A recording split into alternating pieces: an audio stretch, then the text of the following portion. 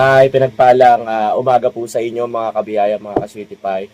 So, blood sugar test ulit po tayo. Ang ating iinumin for today is yung Nescafe, yeah, sugar free.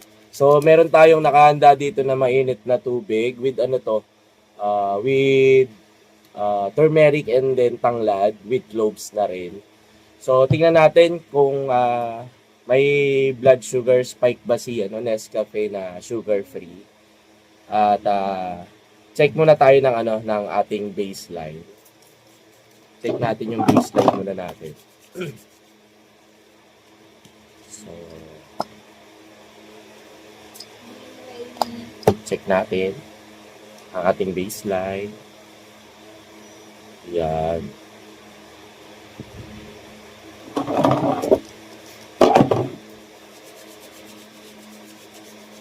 Check natin.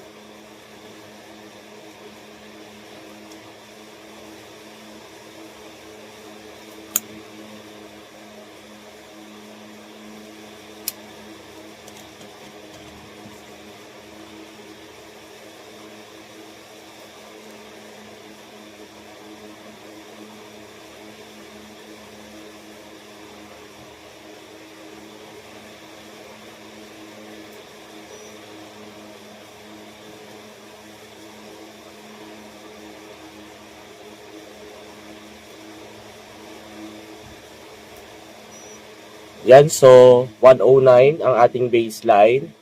So ang oras natin yan is 11:34 na po. Ayan. 109. Tapos, itimpla na po natin. Ayan.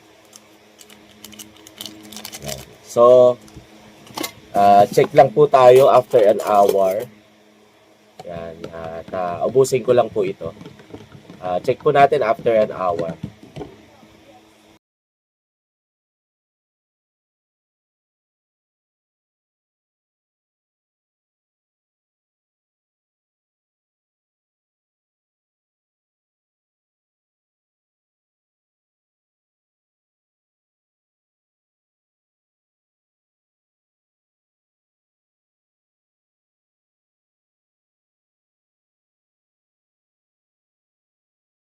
No, mga kabiyay, mga sweet pie, 1 hour na po.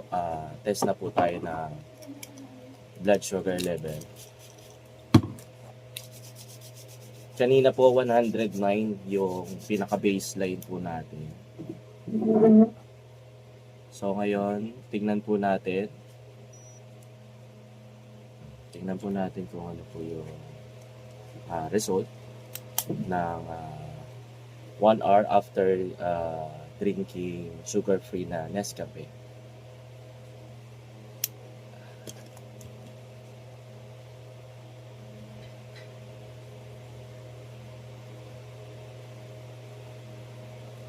So, yan.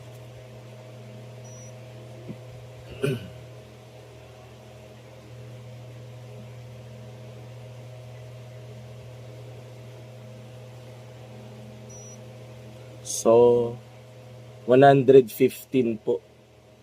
So, yung pagtaas niya is 6 units lang po. So, tingnan naman po natin yun sa second hour. Yun na po yung pinaka-final na result natin. So, hintayin niyo po. So, mga kabiyaya at mga ka-sweetie pie, last hour na po natin. 2 hours na po. Test po ulit tayo ng blood sugar niyo. Final count na po. Nung una 109, sumunod po 115, 6 units po yung dinagdag. Tingnan naman po natin ngayon yung final hour po natin ng reading. Yan.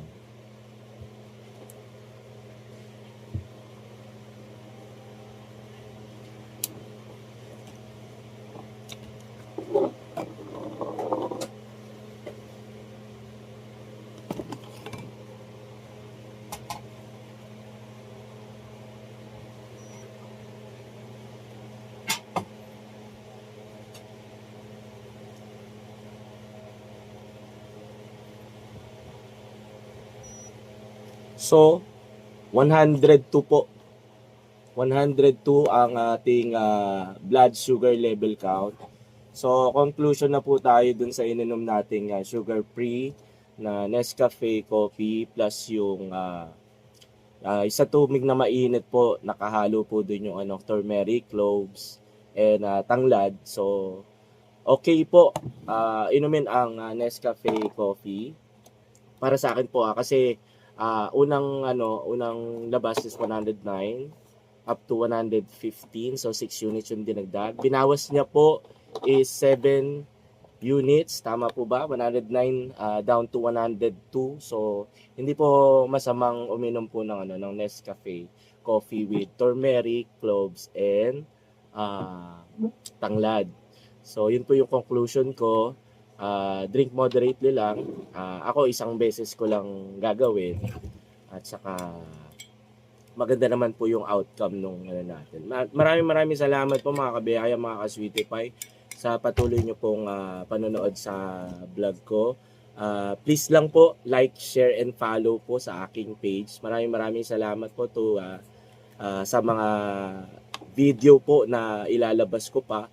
So, salamat po sa mga sumuporta at sa mga susuporta pa lang, maraming salamat din po sa inyo. Test po tayo ng iba pa. So, pwede po kayo mag-suggest kung ano po yung gusto ninyo. Maraming salamat, pinagpalang tanghali sa inyo mga kabiyaya, mga ka-Sweetie Pie. Stay blessed sa mga children of God natin.